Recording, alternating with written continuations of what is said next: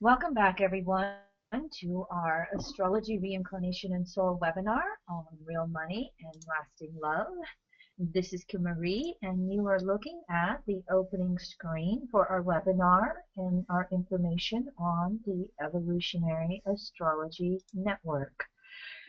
And as you can see on your webcam, our next guest is here. I'd like to just say a quick hello to TERRI ZEE. Hey. Hi, TERRI. Hi. So everyone, here we are at the Evolutionary Astrology Network, and this is what we offer on our new website. Everything from our free weekly audio podcast to our Astro Library, to our multimedia course, and the certification for homework if somebody chooses to do so. And of course, at the Astro Library, which is a pretty new thing for our website, as our website chose to reinvent itself over the course of last winter and early this year, Leroy, aka Media Monk on our podcast, came up with this wonderful, wonderful idea of organizing our dozen years of information by subject matter. And so we've been so pleased with these different sections of the Astro Library. We've gotten really good feedback from everyone. You can see the different areas of subject matter that they're divided up into. You can enroll for 1 month. You can enroll for 6 months. You can enroll for a year. And you can do a recurring monthly subscription. And you can do that for a single section or all three of them at one time. Check out more details at our website. And then here's our multimedia course. We offer 3 different segments. We currently have certification for segment 1 and segment 2. And any segment purchase will give you access to over 250 hours of archived audio files in our registered students area. Now, starting early next year in 2014, Kim Marie will start in on teaching monthly classes on segment 2, and she will do those via webinar, much like how you are participating today. So if you're interested in that, check out more details also at our evolutionaryastrology.net website. All right, Leroy, at this point, I'd like to turn the screen over to our next presenter, TERRI ZEE. TERRI is going to be speaking on the Water and Earth Trines of 2013-14.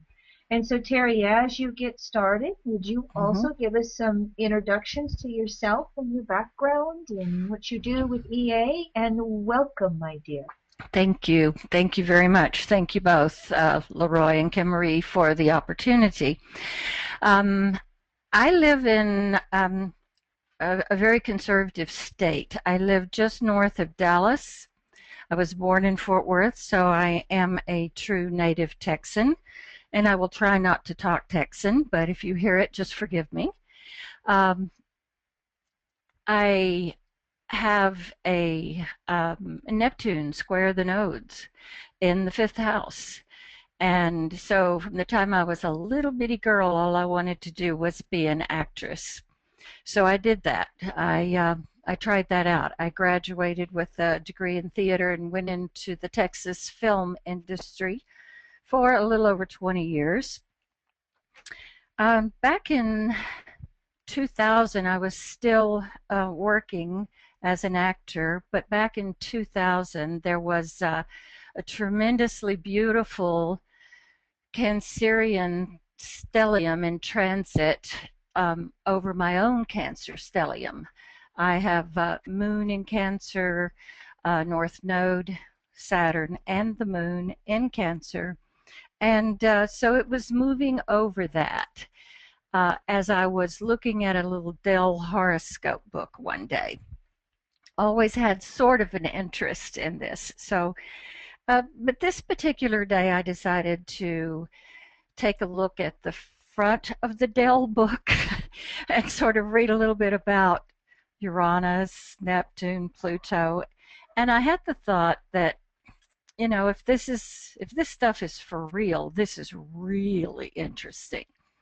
I also had Uranus at the time conjunct my Urania, Urania being the asteroid that rules astronomy and astrology, and it was squaring my Mars in the 12th house. So when it's time, it's time. I decided that I would read more about this. Wasn't going to spend much money, so went to the half-price bookstore. That lasted a couple of weeks, and I was ordering books from Amazon.com, and literally within a month I had the Solar Fire software. And I remember telling my husband that this seems to me like this could interplay with the evolutionary process. By this time I had spent many, many years following and studying Meher Baba. I had been to India, so I understood the evolutionary process. So I wanted to get some business cards, and I didn't want to take someone else's theme. I wanted to use evolutionary. So seriously, I Googled evolutionary and astrology and found Kim Marie and the Jeffrey Wolf Green School, and very, very quickly signed up for the courses. So I'm an evolutionary astrologer that learned evolutionary astrology and then had to learn astrology, if that makes sense. So here I am. And so that's a little bit about me. And today, I think we want to talk about the grand sextile. I hope this will be a breather from that last presentation. I think we need a little bit of hope after that last presentation on the money systems and what's happening. And so I'd like to call my presentation the grand sextile, or try a little tenderness. So moving on, I'm going to take my camera off so I can go into my presentation. There we go. Okay, I hope the summer was kind to you. I know it was an expansive summer for all of us because Jupiter moved into Cancer, and of course we moved into the feeling realm, and it also moved into opposition with Pluto. So we're going to talk about all of that, but with Jupiter in Cancer, it can go either way. If your summer went well, then likely Jupiter expanded your good. If the summer was difficult, then that likely also was expanded. So I know collectively we all suffered, many of us at a personal level. We had, to start the summer off, we had 19 firefighters, the hotshot firefighters that died in Arizona. That hit me at a collective level, and it also hit me at a personal level because my oldest son is a firefighter. So as a mother, I could grieve collectively and personally and be grateful that my son was safe. Look at all the trains that derailed. I lost count of how many of these trains were derailing, and I couldn't help but wonder if Jupiter didn't play into that. Expanding maybe bad judgment. Oh, I can make it around that turn. You know, just Jupiter was, well, very much working in opposition with Pluto, and of course squaring Uranus. We had the Martin Zimmerman trial, which gave us all an opportunity to either calm down or fire up about those issues. We had Paula Dean's fall from grace that we all witnessed, and that was a big topic in social circles, my social circles. I'm from the South, and so that gave us an opportunity to look at our values. And anytime we have that kind of an opportunity, it's a gift from the collective. All of these collective incidences are always, I think, to be looked at as a gift to help us look internally and see how we're reacting. Snowden in the NSA. I don't know if anybody sided with Snowden or did just side with the NSA, or did you get involved at all? I'm taking a sip of water, excuse me. Okay, the fight for freedom across the planet is very strong right now with the Uranus square Pluto, of course. So how do we each choose to be a part of this struggle for freedom, to have that which we desire? I'll share a story about Maggie. I have Maggie on your screen. Maggie was my little 12-and-a-half-year-old Jack Russell. And we had to put Maggie down June 10th. So that really started my summer off on a very sad note. She was loping around the yard one week and gone the next. She had a stroke, and it dislodged a cervical vertebrae in her back, and the disc gel in the disc had hardened, and that was pressing against the spinal cord. So there was really no choice. We tried everything for a few days, and it didn't work. So I got really upset with all the collective suffering and all of my own personal suffering. I had a wonderful summer, actually. I got to spend a month in Wyoming with my son and my new grandbaby, so it wasn't all good or bad. It was just expansive. In my brooding moments, I really kind of got a little bit angry. That would be my South Node in Capricorn in the 8th house, and all the Cancer. I mean, just kind of brooding. And I got a little bit angry, and one morning I just typed into Google what to do when you're angry with God, and it was like the universe was just waiting for me to type that in. Up pops this book with the title, How to Pray When You're Pissed at God. And well, I liked the title, so I did a little research and bought the book. It's written by an Episcopalian minister with a sense of humor, and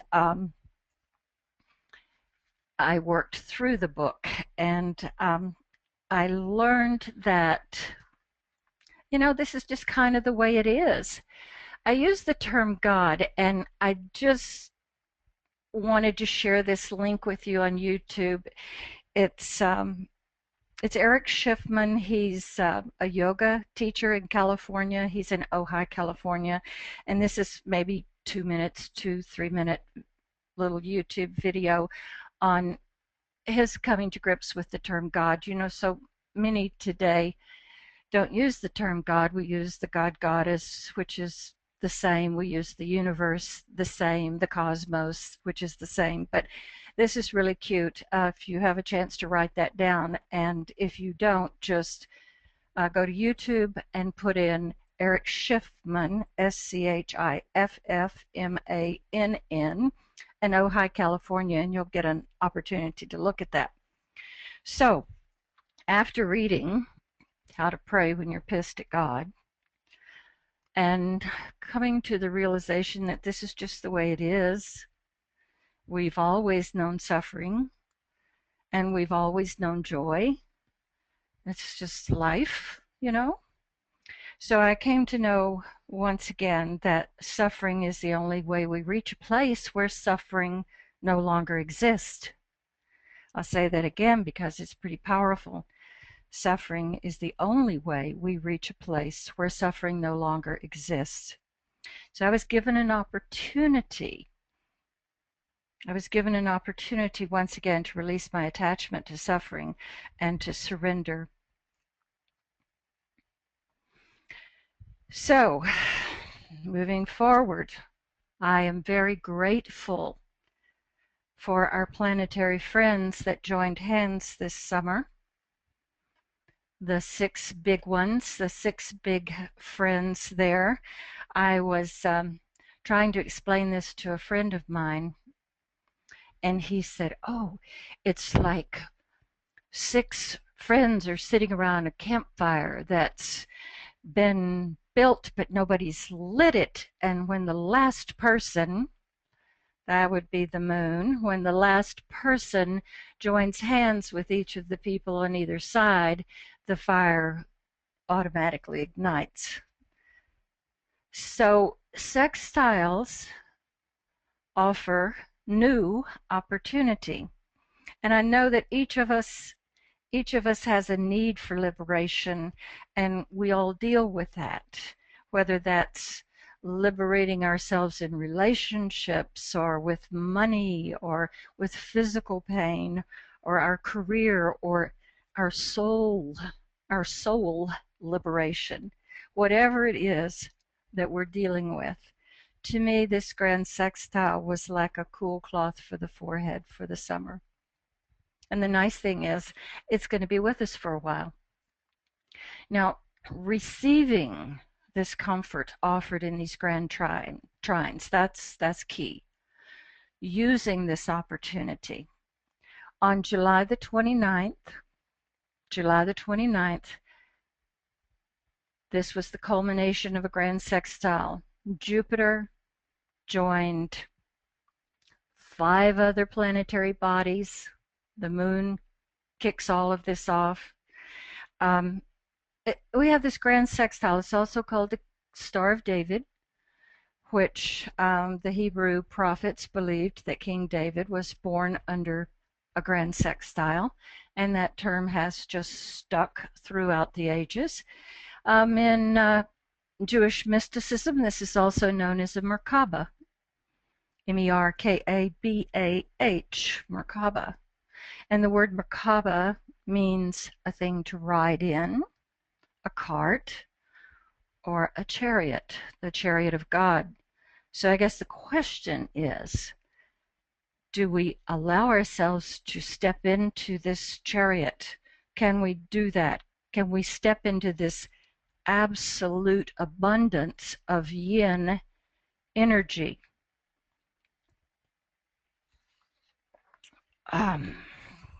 Let's see. We'll talk a little bit about this.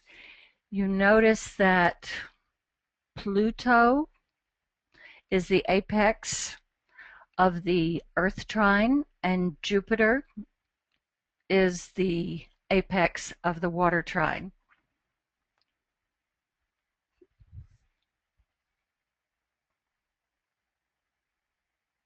Jupiter. Let's look at Jupiter at the apex of the water trine. Faith, moving forward in new ways with faith. Pluto, it's source energy of transformation. You know, this Pluto wave only rises when it's time. And looking at all of this from an optimistic, hopeful standpoint, it's time for us to move into a grounded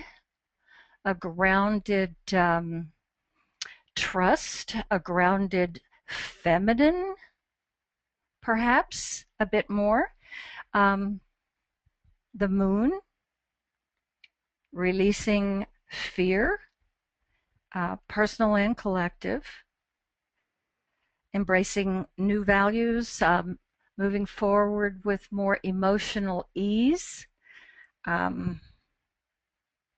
Scorpio, Saturn, as it is a part of this beautiful water trine, moving more into true intimacy and releasing our fears, releasing our fear of loss of pride, loss of power. It's mutable, so there's a lot of worry involved. I'm going to see if I could get my little highlighter here to work, my little red spotlight.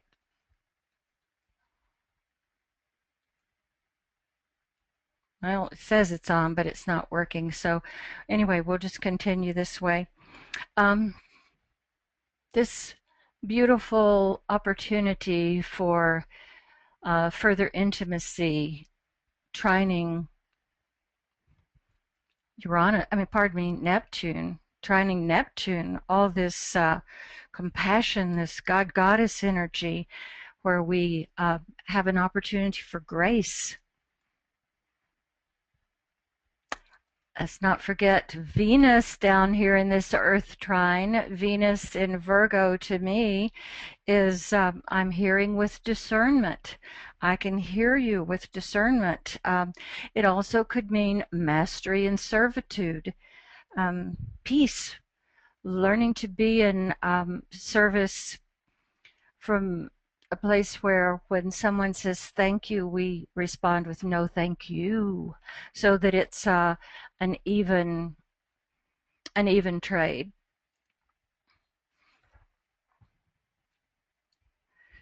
Okay, as we all know, trines can be lazy, so this is an opportunity. Again, how we use this, I invite you to look at all of these points in your own chart and see if you can receive the message of the Merkaba in your chart. I mean, which houses it's activating. But because they can be lazy, perhaps some of us might have fallen into complacency collectively. But we do have this opportunity, I think, now to live above as below. It's an opportunity. Okay. Bear with me here a minute. I'm trying to get the screen to go forward. Yep. That off.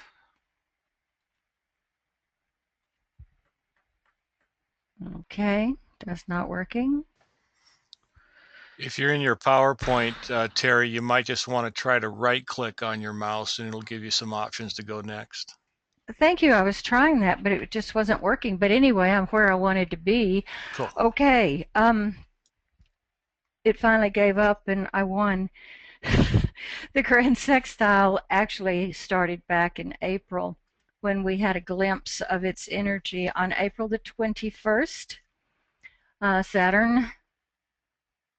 Saturn, yes, Saturn forming a grand trine with Neptune and Ceres and the Moon and Pluto and Venus in trine. So this was the first grand sextile of 2013. You see, if you don't have Ceres in your chart, you missed this. And Ceres is important to me because Ceres represents the mother and Jupiter in Cancer right now. Ceres can give us an opportunity to deal with long-held grief collectively and at a personal level, and it can help us to rediscover or regain some sense of original joy. What we feel has been ripped away from us, we can let it go, surrender that, and know it's just the way it is, and regain some, heal from some long-held grief. So if you animate your transit chart and just play with it a little bit, and if you're open to using many different points, not just the main planets, you'll see that the grand sextile plays in and out all through next spring. Specifically check May 9th and June 5th of 2014. The water trine holds strong until midsummer of 2014. So our beautiful Star of David is not without some stress, so we'll look at that. We have the opposition between Venus and Neptune, and I think that's how am I hearing, how am I listening, seeking to integrate how we serve in relationships with the highest potential of divine energy to make peace with our humanity and perhaps release any sense of personal or collective victimization. Then we had the opposition between the Moon and South Node in Saturn and the North Node, which continues to ask us to release these fears and move into intensely vulnerable relationships. We have the potential here for brave love. to love bravely, to love bravely. Oh, the vulnerability that's involved in that. So the moon holding at an emotional level with the south node there. Just think of that south node as the tide going out, releasing all of that holding fixed emotional energy. But the big players here, of course, are Pluto and Jupiter. Pluto in Capricorn has been working on restructuring the patriarchal rule of male dominance since Pluto moved into Capricorn in January of 2008. And now Jupiter in Cancer moves into high noon at the OK Corral position with Pluto. I did not know until I was listening yesterday to the presentation on Lilith that at this time Lilith was conjunct Jupiter. And I'm trying to recall Tom Lisher? Yeah. Tom said when you have Lilith conjunct Jupiter opposing Pluto, it's kind of like Jupiter and Lilith are flipping off Pluto. And I kind of like that image, but I wanted to share a little story with you that I think illustrates this standoff of Jupiter, strong Jupiter in Cancer.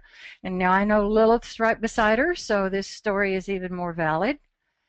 A friend of mine and a girlfriend of hers were sitting across a table from a gentleman that was trying a hard sell on something. Now my friend, we'll call her Miss Polite, has Venus conjunct the Sun in the 7th, so she's very polite, and we'll call her friend Miss Bold, okay? A little bit, well, I don't know her chart, but she's definitely bold. So Mr. Push keeps selling and selling and selling and selling, and Miss Polite keeps saying, no, thank you. I appreciate the offer, but no, thank you. And he continues to push and continues to push. And finally, Miss Bold leans across the table, makes direct eye contact with him, and says, And then immediately she's back to her equipoise. And so my friend and I love this. As anytime we feel that someone's pushing us around, it's So we got Jupiter at this position with Lilith. And by the way, I ran the transits, and even though Lilith flies all over the place, as Tom was telling us, she's with Jupiter quite a bit through the next year. So Pluto may have met his match here. Pluto being restrictive, Cancer expansive. Jupiter tends to pull, and Pluto's going to want to keep things in check. Now, the water of Cancer, is that going to cool the fire of Jupiter? Or, if necessary, Jupiter's fire could certainly stir up those Cancer emotional waters. So, for now, it's a standoff. But the masculine energy of Pluto in Capricorn is being asked to blend, to complement, to merge with the powerful feminine energy of Cancer. Earth, water, goddess, as above, so below. It's kind of like the Marlboro Man and Betty Crocker meet up in 2013. I wonder whatever happened to them anyway. I think he's probably on the couch and she's standing over him bitching, or she's off in the corner reading 50 Shades of Grey. I loved Tom's presentation on Lilith. She's probably that repressed Lilith. Ooh. Okay, well, is this the new paradigm? This is just an example.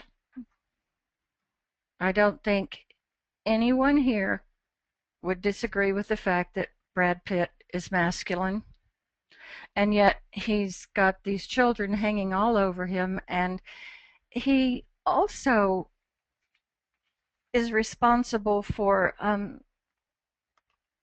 really caring for the Katrina victims after the hurricane and going and building the temporary housing. So I see him as very masculine, but also very in touch with the feminine side. And then I don't think any of us would disagree with the fact that Angelina Jolie is feminine, but she now is playing some pretty strong masculine roles, representative to the UN, and some of the roles she plays in her movies are, well, she does her own stunts. And so if you're not relating to Brad and Angelina, you might just look at your own relationship and see how that's progressing. I actually think of Leroy and Kim Marie when I look at this new paradigm, and that's sincere on my part. And I also look at my own relationship. My husband and I have been together, we've been together 36 years, and this is, I believe, can be the new paradigm where we don't lose our masculinity, but we get in touch with our softness. We don't lose our femininity, but we can be very, very strong. Cancer, Jupiter Cancer energy represents, of course, this mother energy, home, family, our sense of emotional security. With all my Cancer, I've come to kind of think of Cancer in the fourth house as one's heart home, deep within the heart where there is no angst, where there never has been, never will be, getting in touch with that heart home self, that soul self. Could be that Jupiter might feel a little entitled in Cancer, but as we know, Pluto takes no prisoners, and I'm pretty sure we'll keep Jupiter in check. So, speaking again of separation of male and female energies, these are my depictions of masculine shaman energy and feminine shaman energy. We have, through the ages, separated these, and I think we've evolved to think of male energy as practical, cautious, having to do with the material world, authority, and power. Lots of power. And the feminine we have come to think of as emotion, empathy, sensitivity, and heart. But if you really look at these two individuals, you will see power in both of them and heart in both of them. So they're just some really beautiful examples of how I see this transformation that can be taking place with Pluto and Capricorn opposing Jupiter and Cancer. The question is, can we integrate those energies? And at least for the moment, with this opposition and with this grand sextile, it is certainly a stimulating possibility. I don't really think there could be a better time. And I think it's happening. If we look at the consensus portion of our evolutionary bell curve, we still have consensus. We will always have a consensus. But the definition of consensus, that reality, the reality of that consensus is altering. Religion is spoken of in terms of spirituality today, and just about everybody gets that. I think just about everybody understands that meditation can be a form of prayer. Lots of men and women alike are taking care of their bodies with yoga, natural forms of healing, have a comeback. Jenny Rodrigo's talk on the mind-body integration should not be missed. That was very good. The word goddess no longer means prima donna. And women are living with women, men are living with men, and consensus is, whether they like it or not, they're having to get used to it. More and more we are softening, and we're softening to our planet in a desire to protect it. So, as the leader of our consensus group, I wanted to look at Barack Obama's chart. These are his transits for today. He's had to backtrack a little bit, has he not? And soften his first response to Syria, which was, we're going in. And gosh, you can just take a look at Mars on his sun. Neptune in his first house is squaring his moon in the 4th. Pluto, of course, transiting the 11th, opposing Jupiter in the 5th. Just giving you this big moment for him to decide what's best for the tribe, what's best for us as a collective whole. I think that Neptune squaring the mode, he may be listening to others and might be swayed a bit, a little confusion. Saturn squaring his sun, and for those of you who don't know it, Obama has Lucifer at 13 degrees 53 minutes on his sun, and Mars has just crossed over that. Am I going to be the warrior, or am I going to be the light bringer? Lots of questions for him right now. You can see all of this Scorpio energy crossing over.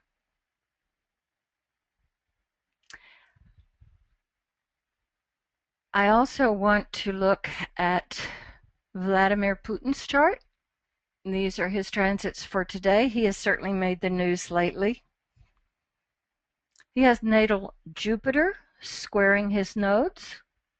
Natal Jupiter, exact square to the nodes, so we've got a skip step there. Mars crossing his midheaven. Scorpio stellium on his ascendant. Here's some interesting news. He also has Lucifer on his sun, Saturn. It's at 16 degrees 34 minutes Libra.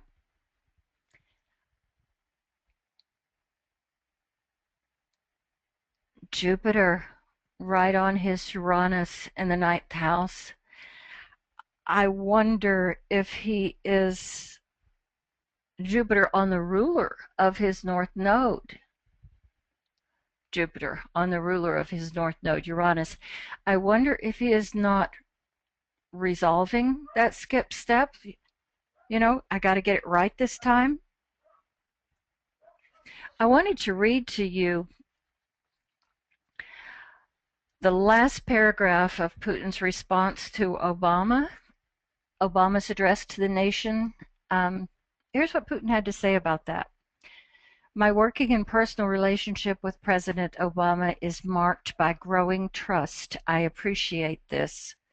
I carefully studied his address to the nation on Tuesday, and I would rather disagree with the case he made on American exceptionalism, stating that the United States policy is what makes America different. It's what makes us exceptional. It is extremely dangerous, Putin says. It is extremely dangerous to encourage people to see themselves as exceptional, whatever the motivation. There are big countries and small countries, rich and poor, those with long democratic traditions and those still finding their way to democracy. Their policies differ too. We are all different, but when we ask for the Lord's blessing, we must not forget that God created us equal. You hear a lot of Jupiter in that. And then just, I think, yesterday or day before, Iran's president came out with his op-ed plea. And I ask you, what is going on? I think Jupiter is playing a large hand in this. So, Leroy, if you wanted to do that poll now, that would be good.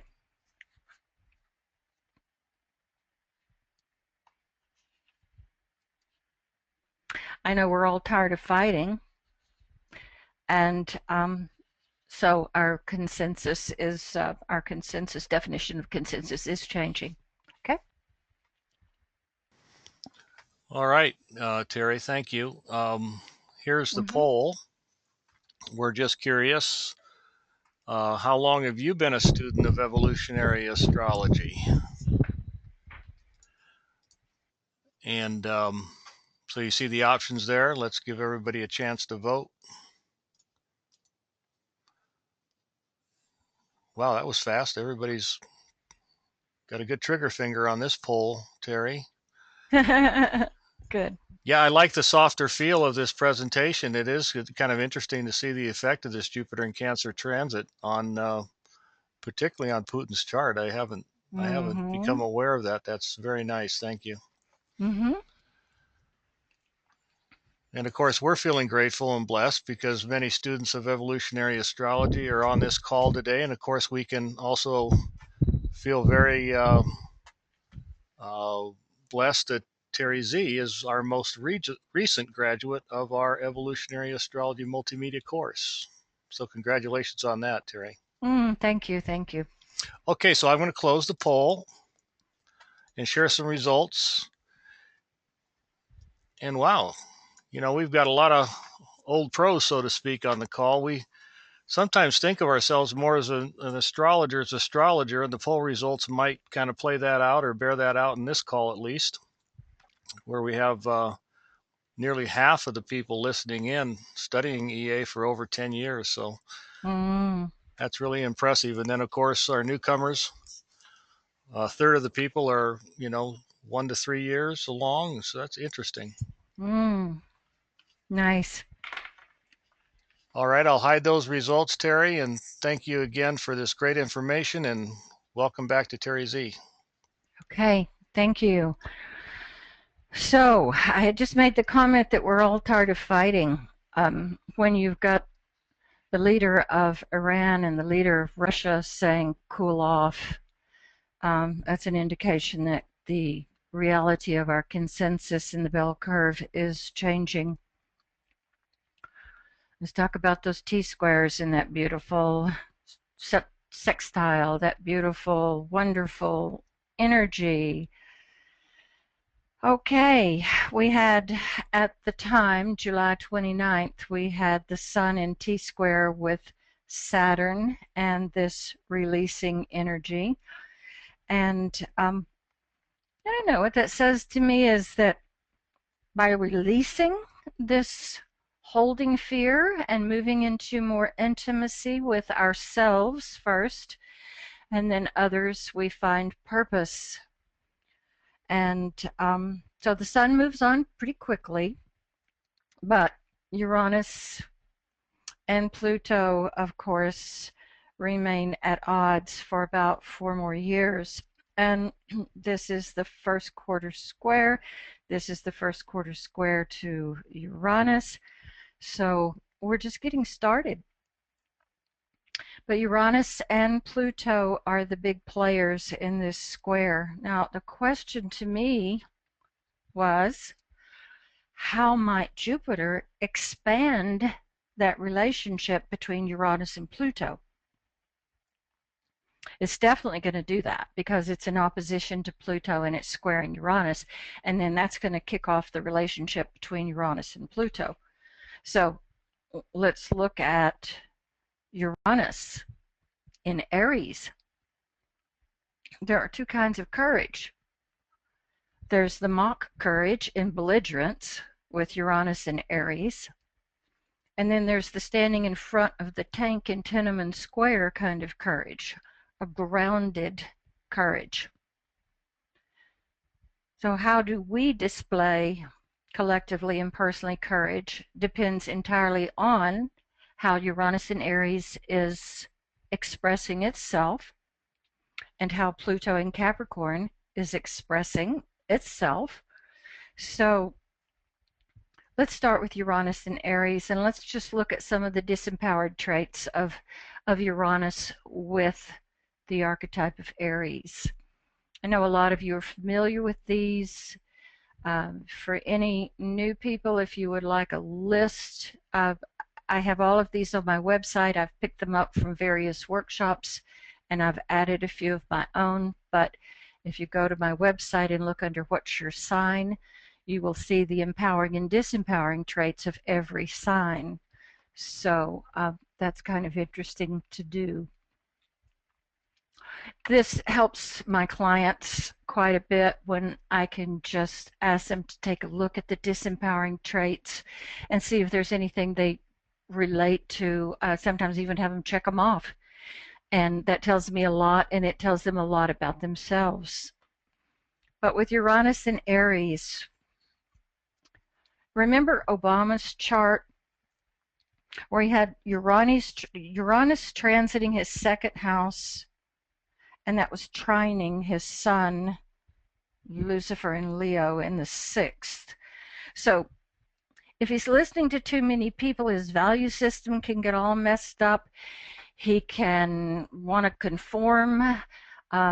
He can temporarily have this fractured sense of identity. He can feel that he's the misfit, everybody's against him. You know, he can, any of us, not just Obama, but there can be superhuman syndrome. You got to watch that trine to Lucifer in the sun. Not that I am suggesting that he is at all doing that, but a warmonger.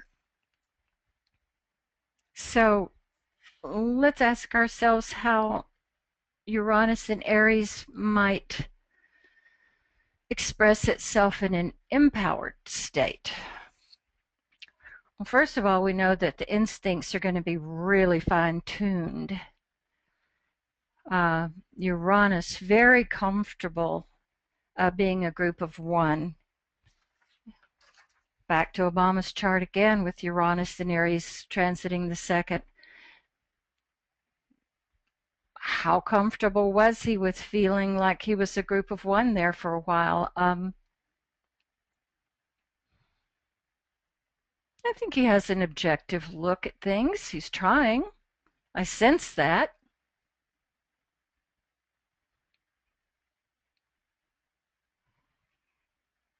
Liberating from past conditioning is a big one, I think, for us collectively right now, obviously. Good instincts, taking the initiative, warrior for high causes,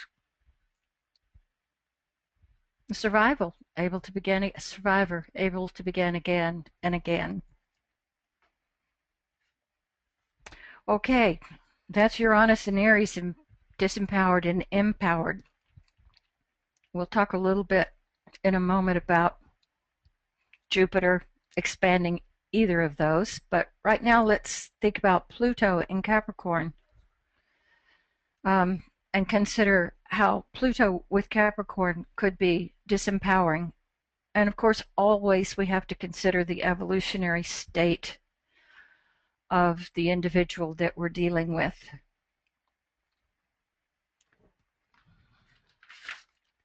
I'm going to let you read those just a moment, and then I'm going to show you Kim Jong's chart and his transits.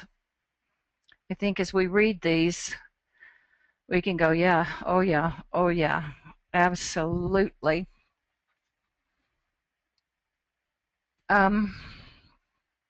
Let's look at his chart for May when he was Mr. Big Pants.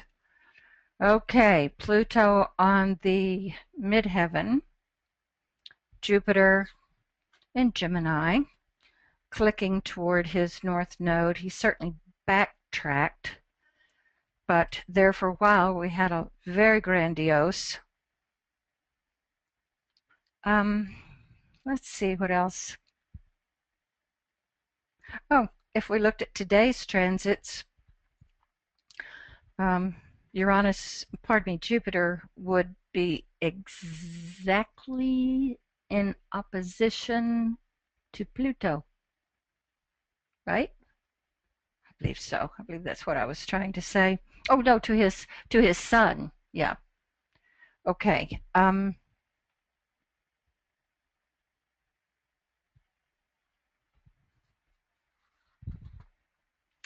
Uranus, notice Uranus on his ascendant, squaring his nodes.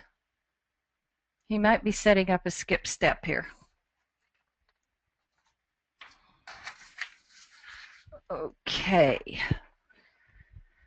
Let's get rid of Kim Jong and look at Pluto with Capricorn in an empowered relationship. I won't show Oprah's chart, but I will tell you that Oprah has Pluto in the 12th house and a North Node in Capricorn conjunct Chiron in the 5th. And this is a woman who's used her power in a very grown-up way to move into healing for herself and the collective. So the question is, how might Jupiter expand the relationship between Uranus and Pluto? We know it's going to. Well, that also depends on how Jupiter in Cancer is expressing. So, considering the evolutionary state, let's take a look at Jupiter disempowered, Cancer disempowered. This is Jimmy Swaggart. He's still preaching. Someone is still listening. And I will show you his chart. But let's just take a look at some of these disempowering traits. You're going to see he has a lot of Cancer issues in his chart.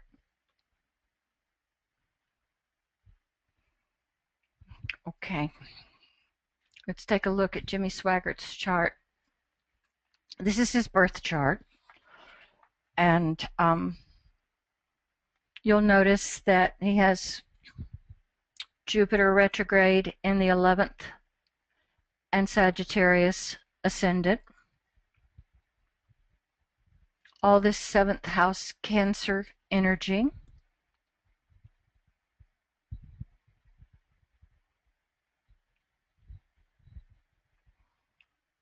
Uranus and Aries in the 4th. Uranus and Aries in the 4th, opposing his Mars.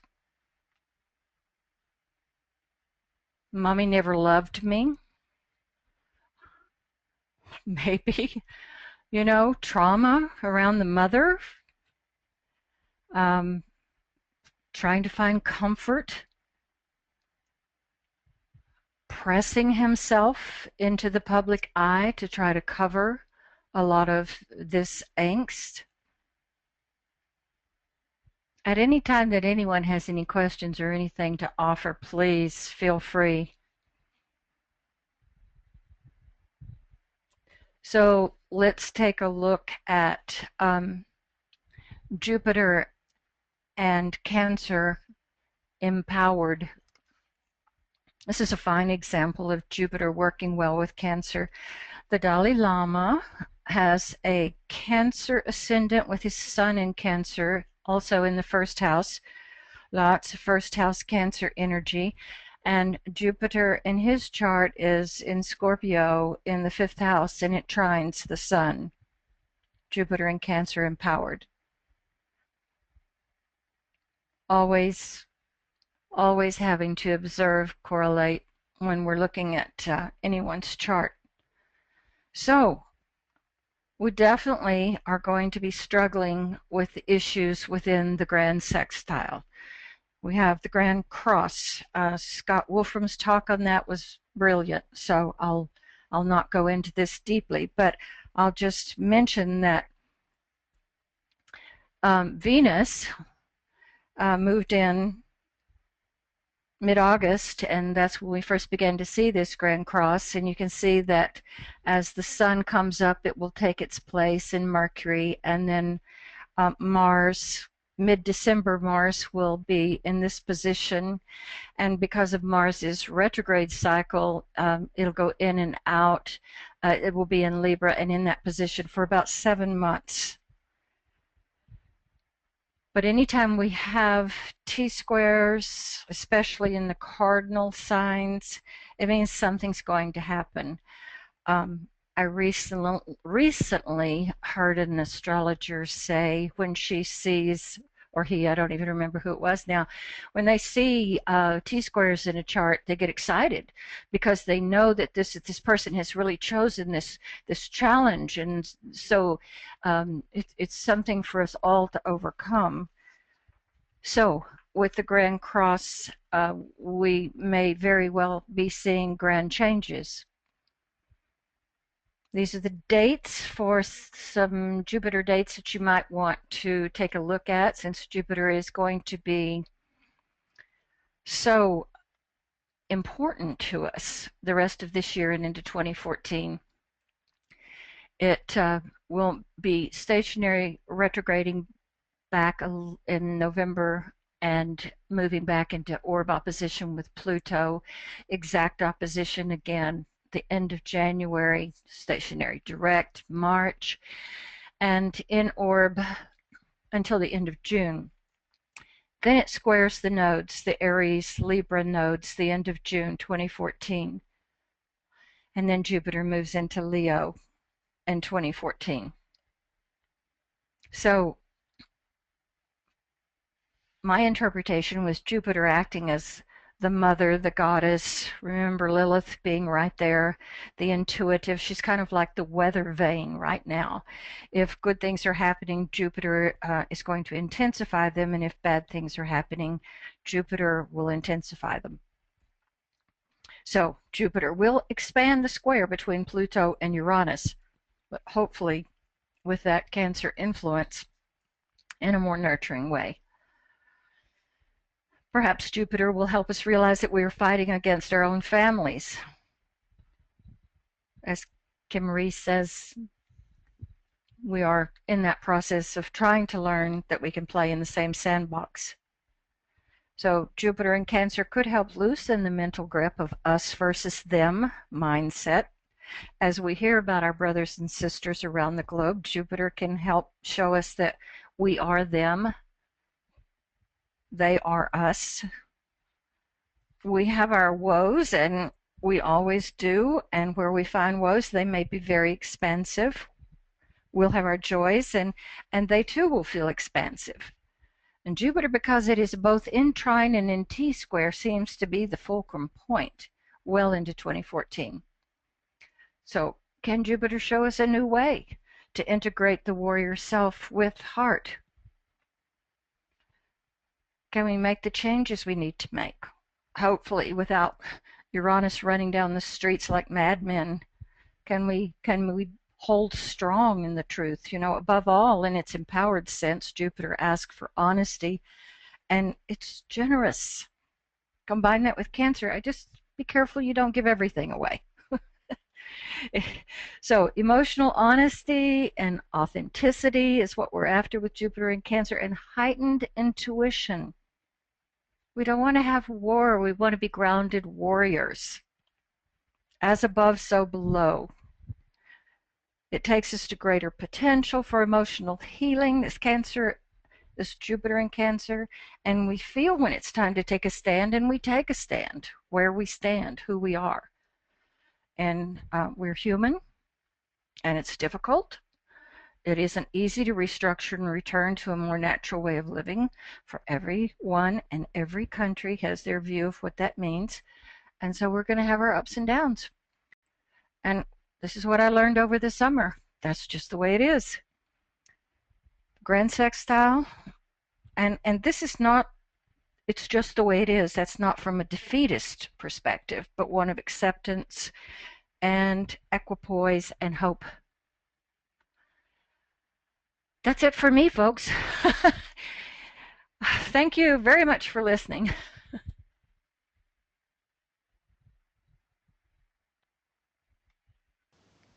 Terry, thank you. Thank you very much for the presentation. And I'm just impressed by all the gifts that our speakers are bringing to the conference this week. And forever you've changed us all, Terry, with your description of the opposition aspect as high noon at the OK Corral. There you go. There you go. It's a standoff. All right, so Terry did very well with the Water and Earth Trines of 2013-14. We're going to have an extended break in lieu of Kari coming on at 3:30 with her Venus Star Point presentation. So we'll see you all back here on the call at 3:30 Mountain Daylight Time. And again, thank you very much, Terry, and blessings to everybody. We'll see you soon. Blessings to you. Thank you.